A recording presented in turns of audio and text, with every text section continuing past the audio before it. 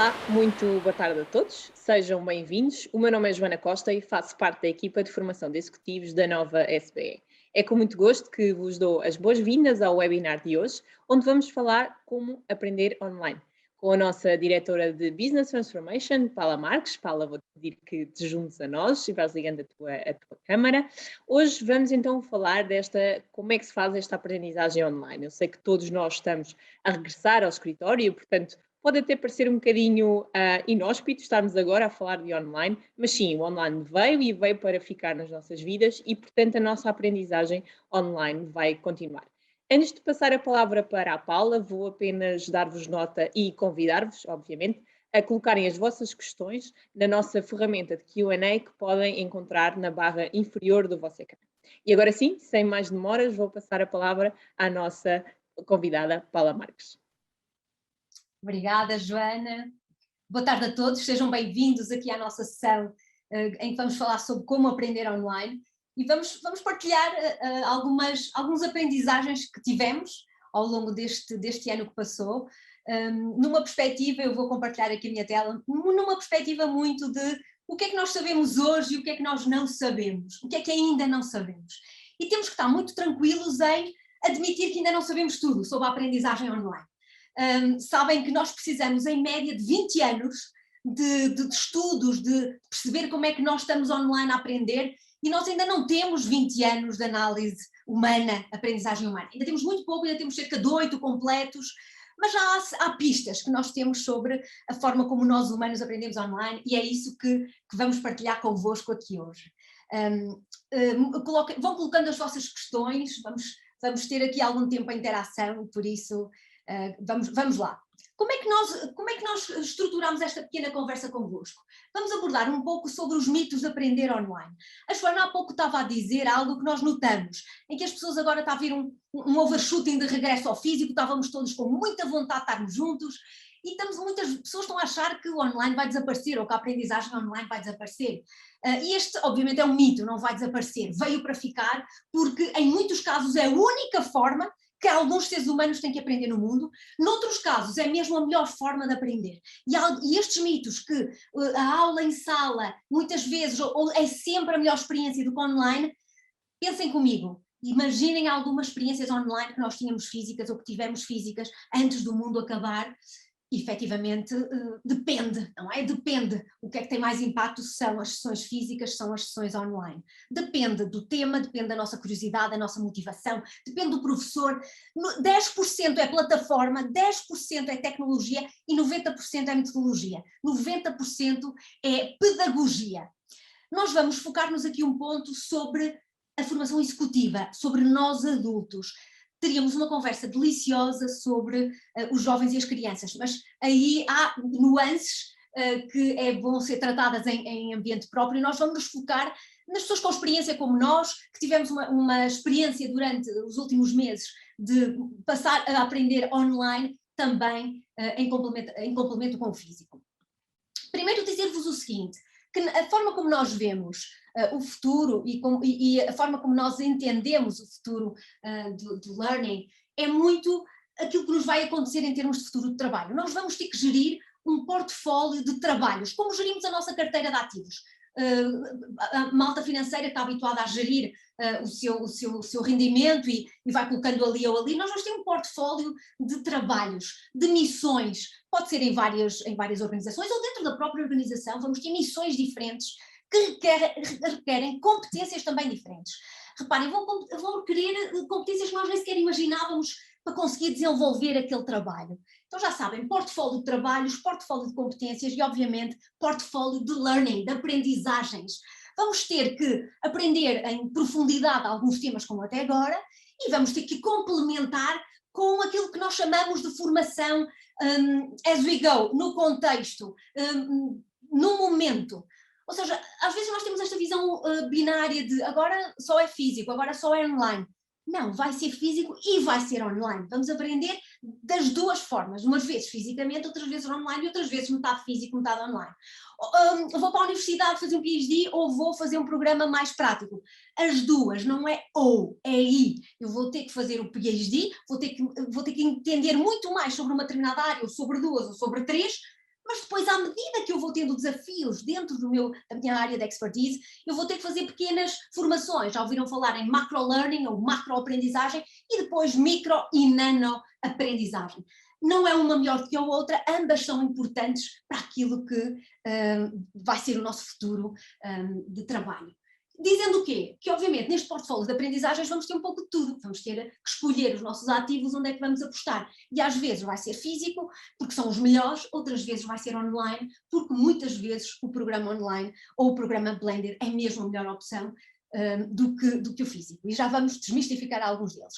O que é que eu optei? Optei pelo tempo que tínhamos de abordar o tema da aprendizagem online, pelos riscos da aprendizagem, ou seja, aquilo que nós hoje sabemos, já sabemos, porque já sabemos pelo menos que não funciona daquela forma ou que há um risco se fizermos desta outra forma, os riscos da aprendizagem quando nós migramos do físico para o online, porque há toda uma nova sociologia da aprendizagem online, há toda uma nova antropologia da aprendizagem online que nós ainda não sabemos muito.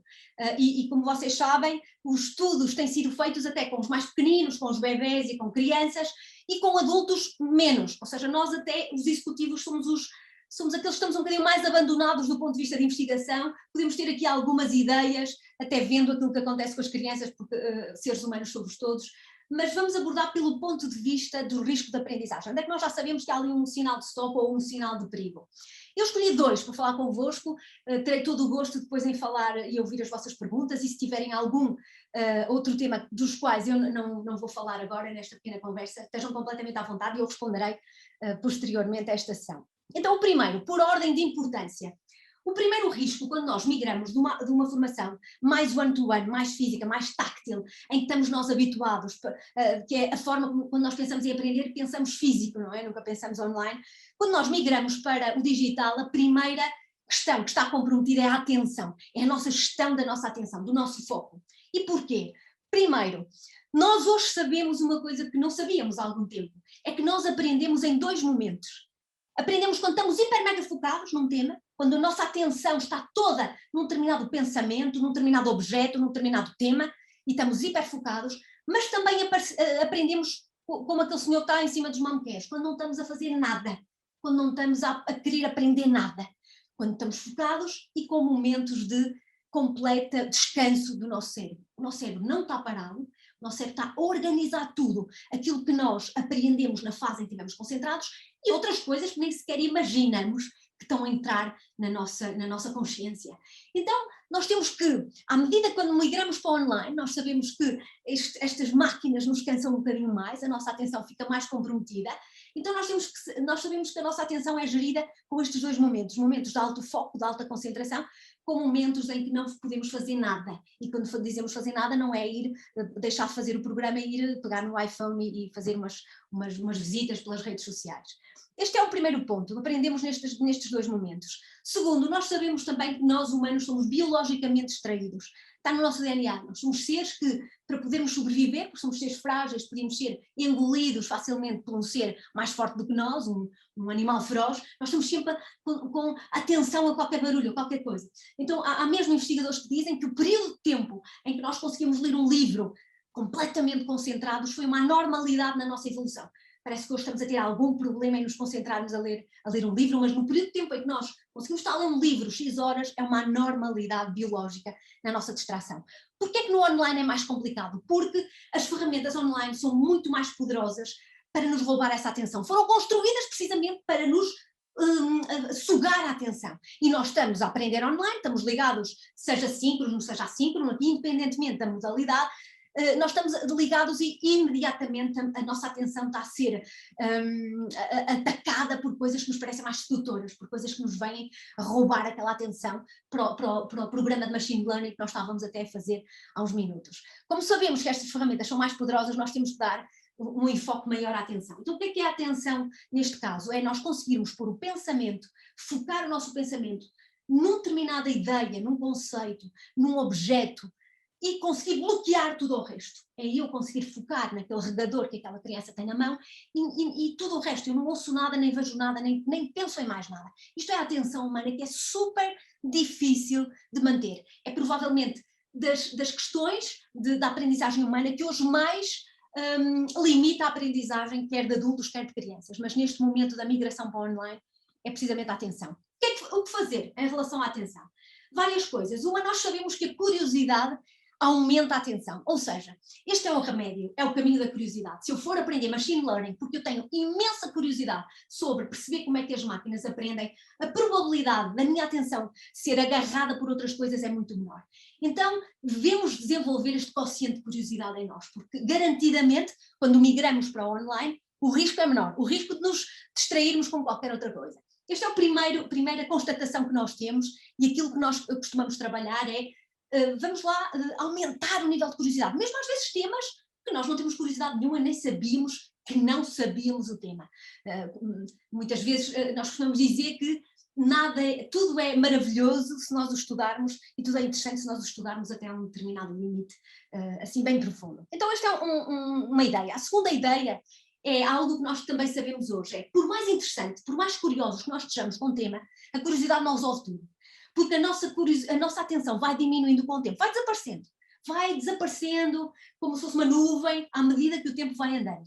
E independentemente, não são os 10 minutos ou os 15, que muitas vezes vêm nos estudos, e por isso vos aconselho a ter alguma cautela com aquilo que às vezes lemos, porque são estudos da nossa atenção num determinado site, quando nós navegamos na internet e não quando estamos concentrados a ler sobre um determinado assunto que nos interessa. Esses são obviamente um bocadinho maiores, mas por mais interessante que seja o tema, o vídeo que eu estou a ver, a pessoa que eu estou a ver síncrono, a partir de um certo tempo a pessoa pode ser maravilhosa, mas a minha atenção vai diminuir. Então é preciso ter a noção que vamos ter que fazer pausas, vamos ter que trabalhar com a nossa fisiologia quando vamos para o online, ter uma atenção mais redobrada, quase como se a preocupação com a fisiologia humana fosse um bocadinho maior quando aprendemos online.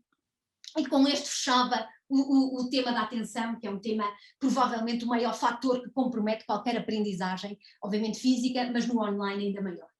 O segundo risco que queria trazer aqui para a nossa conversa é um risco que é um mito, não é? Que tem a ver com o impacto, e que todos nós sabemos, ou todos nós temos a noção que em muitas competências de desenvolvimento de competências humanas, temos esta ideia de que todas as formações presenciais em que há contacto físico terão obviamente um impacto muito maior do que a formação online ou do que a aprendizagem online. E aqui o meu comentário é de novo, depende do físico, depende do online, depende da experiência, depende da metodologia, depende do meu objetivo, daquilo que eu quero fazer, porque pode não ter impacto nenhum, tanto o físico como o online. Há uns dias um amigo meu dizia-me, olha, acabei de fazer um programa de Stanford, um programa qualquer de digital, era um programa para se fazer em 15 semanas, eu fiz em não sei quantas horas e depois arranjei uma forma algorítmica de fazer o teste, o exame, como nós sabemos, à 50ª tentativa, acertamos as perguntas e temos um diploma. Obviamente isto não é o objetivo da aprendizagem online, não esperemos nós que não seja termos diplomas para divulgar que fizemos aquele curso de inovação ou aquele outro. Obviamente nós queremos que a aprendizagem seja transformacional, que nos dê competências, que nos ajude a visualizar o mundo de uma outra forma e a ganhar estas competências que nós vamos precisar para aquele mundo de portfólio de trabalhos que vamos ter e de missões que vamos ter a seguir. Então vamos debruçar um bocadinho sobre o impacto, porque efetivamente há aqui uma preocupação com o impacto, ou seja, todos os mitos têm uma verdade, não é? Por isso é que são mitos, a maior parte dos mitos não nascem do nada, nascem porque têm um fundo de verdade. E qual é o fundo de verdade da gente achar que as sessões online são menos engaged e são menos impactantes que as físicas, que as sessões em sala de aula? Tem a ver com o contexto. Nós hoje sabemos que quanto mais duro, mais multissensorial for o contexto, mais impacto tem a experiência de formação que tivermos. Quem tiver interesse, aconselho a estudar este estudo que foi feito com mergulhadores e com a memória é o órgão da aprendizagem, e quando analisamos o impacto temos que perceber a forma como nós adquirimos a informação, a gravamos e depois a recuperamos. E a história é muito simples, são trabalhada a memória de mergulhadores de duas formas, ou na praia de uma forma muito simples, ou no meio do mar, com chuva, com ondas, com frio, em que tem que gerir os equipamentos e tem que lutar pela vida.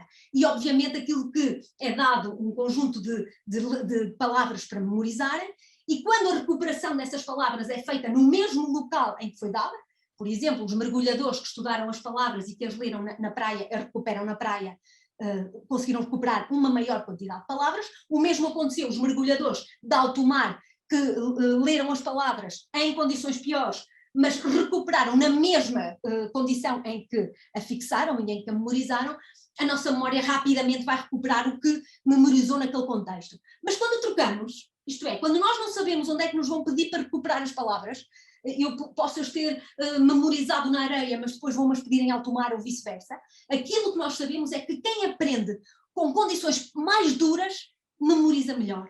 Por um simples motivo, porque o órgão da memória é um órgão altamente complexo, está espalhado pelo nosso corpo, não só no nosso cérebro, mas também no resto do nosso corpo. A aprendizagem é uma mudança, não só aqui em cima, mas também no nosso cérebro, no nosso corpo global, é uma transformação sistémica global do ser humano, e basicamente a memória é como estas caixinhas que estão aí a ver, um contador daqueles contadores antigos, da época dos descobrimentos, onde nós vamos guardando peças e vamos arrumando peças, está espalhada por todo o nosso cérebro, e basicamente cada uma destas caixinhas corresponde a um sentido humano, o que quer dizer que quando há um evento, quando há imaginem uma bola na minha mão, uma bola de ténis que explode em 1000 pedaços, quanto mais caixinhas eu tiver abertas do meu cérebro para recolher pedaços dessa bola que explodiu, mais pixelizada fica a minha memória, mais nítida fica a minha memória. Na hora de eu recupero melhor porque tive mais caixinhas abertas, não só a caixinha do sentido da audição e da visão, que normalmente é a caixinha que nós temos quando estamos num programa online.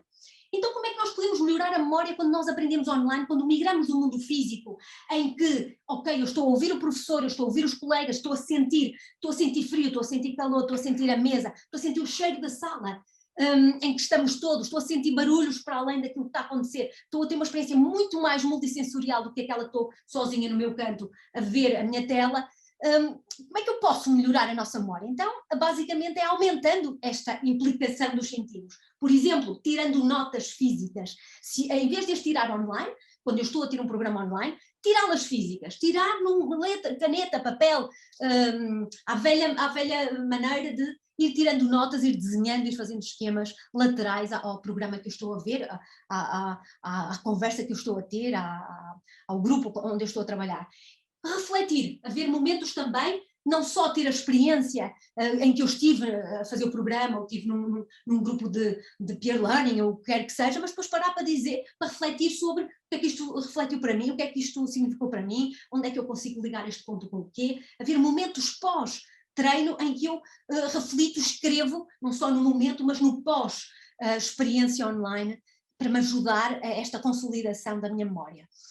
O que é que nós estamos a fazer e o que é que nós aprendemos durante este ano? Terminava a minha intervenção com algumas destas dicas, porque vocês vão ver que a ideia que nós temos hoje da formação online ou da aprendizagem online é completamente diferente da que tínhamos há 2, 3 anos, que eram os Massive Online Courses, em que nós assistíamos a programas chatos, normalmente a taxa de finalização de programas das Massive Online Courses era de 5% a nível internacional. Eu queria dizer que a forma como estávamos a ensinar não era a forma como nós humanos aprendíamos, e houve uma grande aprendizagem também coletiva. E então onde é que estão algumas das vantagens, onde é que nós podemos tirar também vantagens sobre o impacto desta aprendizagem online em relação à física? Reparem, o online trouxe-nos uma possibilidade de maior participação. Nós assistimos a muitos casos de pessoas que habitualmente na área física não participavam, no online participam, colocam-nos perguntas, levantam a mão, estamos todos iguais, o professor e o aluno estão todos no mesmo nível, somos todos uma caixinha no Zoom ou no Teams. E isso tornou-nos iguais, na verdade somos. Nós aprendemos todos os dias uns com os outros, agora estou aqui do lado de qualquer um de vós, poder-me a dar uma lição sobre as coisas que vos apaixonam a vocês e que vos encantam a vocês, e eu iria para o outro lado. Então esta maior participação é fundamental, porque nós chegamos a mais pessoas, ouvimos mais pessoas, principalmente as mais tímidas, que normalmente numa aula ao vivo não participam. Outra questão, os professores ajustam sempre aos nossos comentários. Reparem, não é à toa que nas sessões mais síncronas está sempre a pedir votações, está sempre a perguntar quem de vocês já ouviu falar nas bicicletas do Alasca, e imediatamente o professor sabe se aquele grupo, 50% já ouviu falar das bicicletas do Alasca, já não vai por aquele canto e vai falar dos ursos do Polo Norte, porque se calhar ninguém ouviu falar. Então este ajustar constantemente àquilo que é o grupo, porque temos constantes interações, constantes votações, tem sido algo também que não tem nada a ver com as primeiras experiências que nós habitualmente tínhamos. Depois, como é que nós aumentamos as interações sociais? Nós aprendemos por partilha social. E uma das formas que nós chegámos à conclusão foi, não dá para ter 50 pessoas. 50 pessoas não entram em intimidade, mas se nós dividirmos as 50 pessoas por grupos de 4 ou 5 pessoas, as pessoas vão entrar em interação social e conseguimos coisas maravilhosas e conseguimos criar discussões em que toda a gente fala, mais uma vez, porque nestas pequenas grupetas eu já não tenho tanto medo de falar. Se criarmos e se partirmos o grupo grande em grupos pequeninos em que estão sozinhos a conversar e não estão no plenário, não estão a ser ouvidos pelos restantes.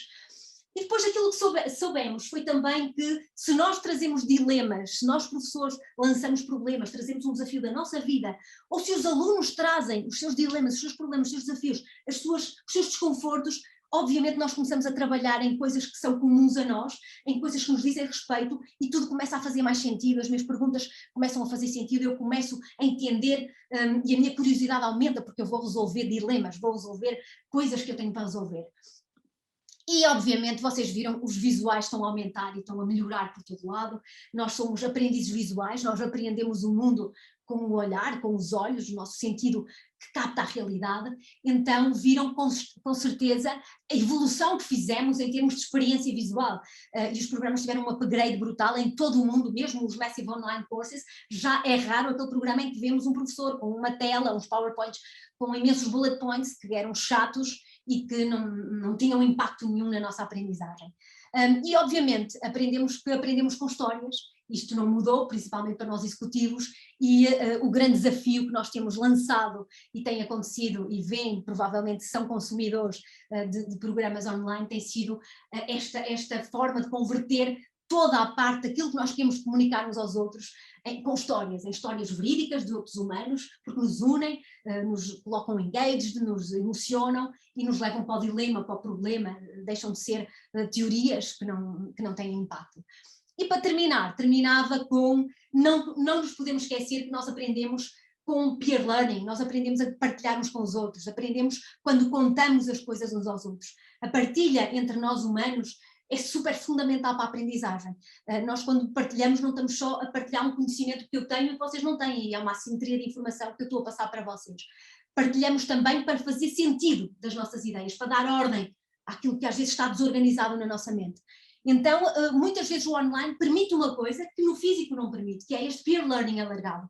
Pensem lá nos programas que fizeram ultimamente, pensem lá na sorte que tiveram em ter certos colegas online convosco, que de outra forma não tinham, porque não tinham capacidade de se deslocar, por questões físicas, pelo sítio onde vivem, pelo tempo, que não tinham capacidade de se deslocar, e também, obviamente, os professores. Quantos de nós não tivemos a sorte de estar com determinado tipo de professores que admiramos ou que para nós têm algo a dizer e que de outra forma, se não fosse online, não o conseguiríamos fazer.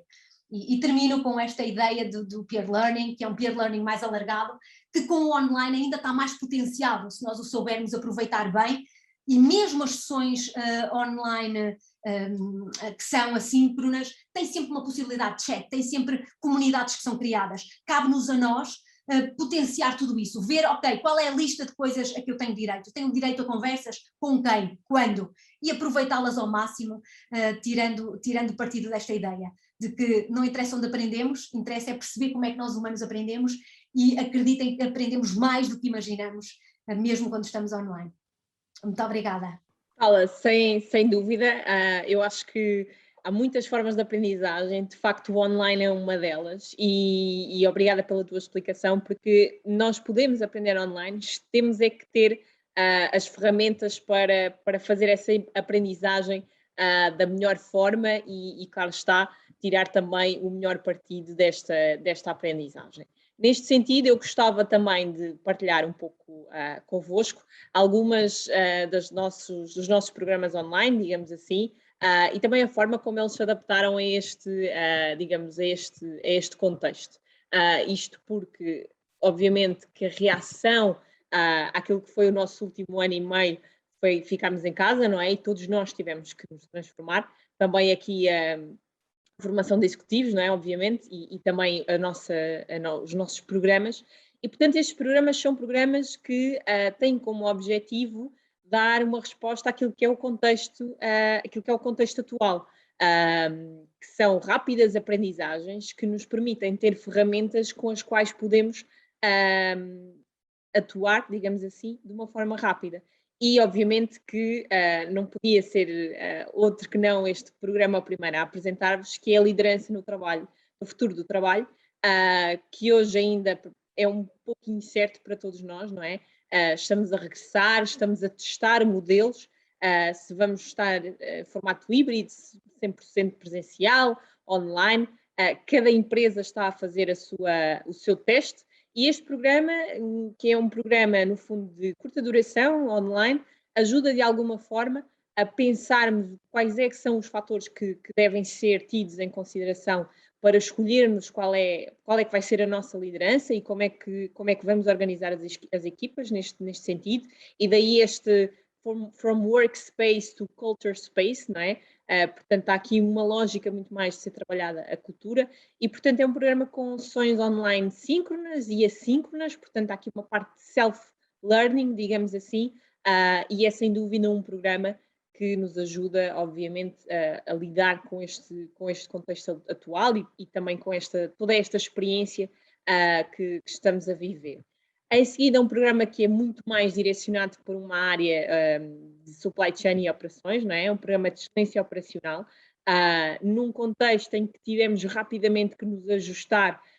Esta parte de eficiência e de performance foi muito importante para as empresas e é ainda muito importante para as empresas. E, portanto, todas as metodologias que possamos aprender para efetivamente melhorarmos aquilo que é a eficiência da nossa empresa, é um add-on, não é? E, portanto, este programa, de uma forma muito, aqui em parceria com a New Angle, e, portanto, de uma forma também muito intensa, intensiva, dá-nos aqui algumas ferramentas para fazer, então, esta melhor gestão da empresa, com algumas metodologias inovadoras, digamos assim.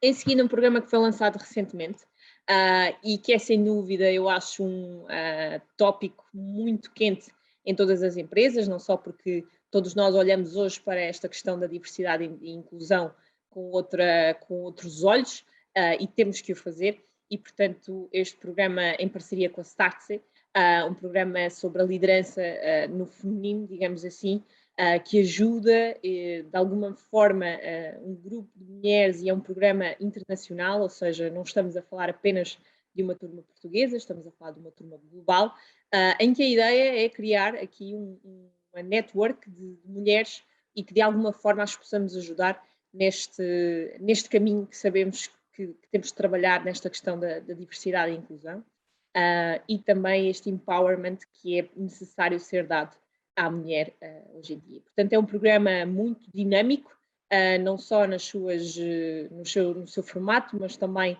na forma como são feitas as aulas, digamos assim, e também, obviamente, esta questão, como a Paula disse, do peer learning, neste programa funciona mais do que nunca, porque todas as experiências aqui contam e também como é que as mesmas são resolvidas, digamos assim. E, por fim, um programa que é o Exponential Business Administration, que é um programa completamente disruptivo e trabalha exatamente competências de gestão para os profissionais que queiram trabalhar com esta disrupção. É também um programa 100% online, obviamente, em parceria com a Startse, e que fala muito sobre estes temas do exponencial, da disrupção, de gerir esta mudança nas empresas, quais é que são as competências que eu preciso, ou qual é o limite do meu pensamento estratégico e até onde é que posso ir para ter este crescimento e esta performance exponencial. E, portanto, no fundo, acaba por ser um programa que trabalha competências de gestão muito ligadas a esta lógica de disrupção do contexto e de inovação no contexto.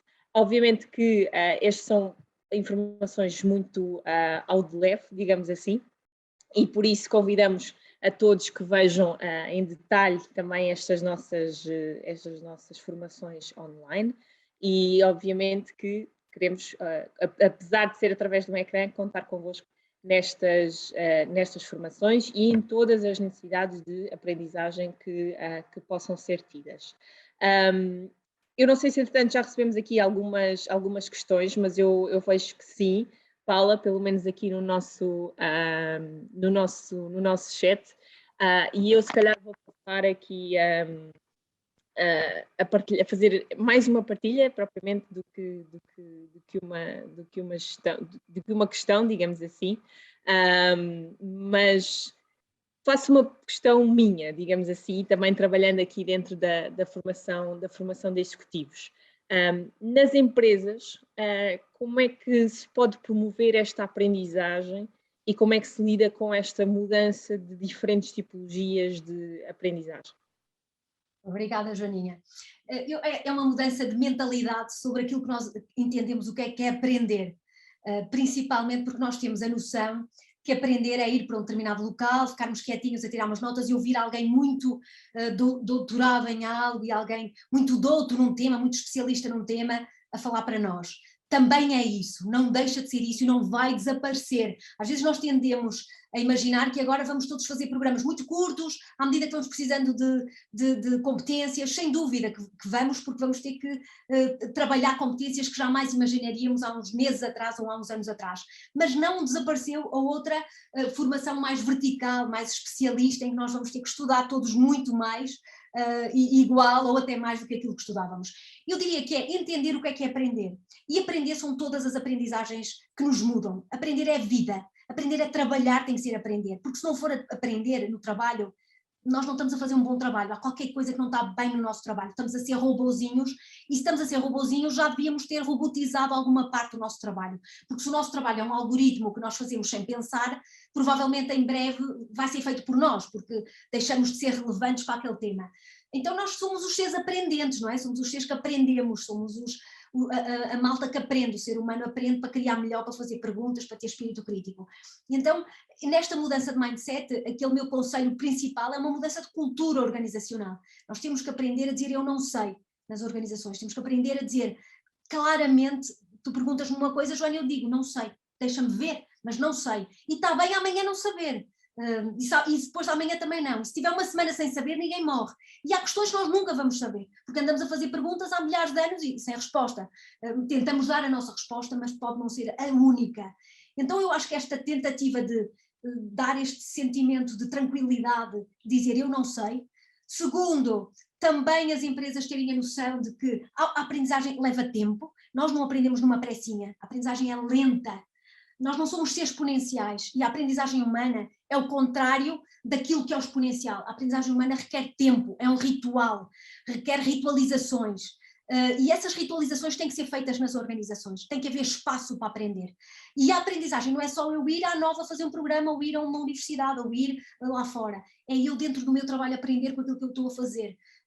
Desafiar-me e que os meus desafios dentro da minha equipa, eu enquanto líder, ser um líder professor, um líder que desafia a equipa para aprender, senão vou perder as minhas pessoas. As pessoas querem estar com pessoas que aprendem e querem estar em tribos que sejam tribos onde se ensina. E esta sensação de que aprendemos quando há pessoas a dizer o contrário de nós, que é ótimo para aprender, nós aprendemos normalmente por contraposição, não ter medo se alguém acha o contrário de nós, ver isso como uma bênção, ver isso como algo maravilhoso, e também não ter medo de mudarmos de opinião. Todos mudamos de opinião em relação a muitas coisas. Significa que aprendemos, significa que aumentamos o nosso nível de consciência em relação a algumas coisas e temos a humildade de dizer, olha, eu há um ano tinha esta opinião, agora tenho outra, e não tem mal, não estamos a dizer nada daquilo que éramos.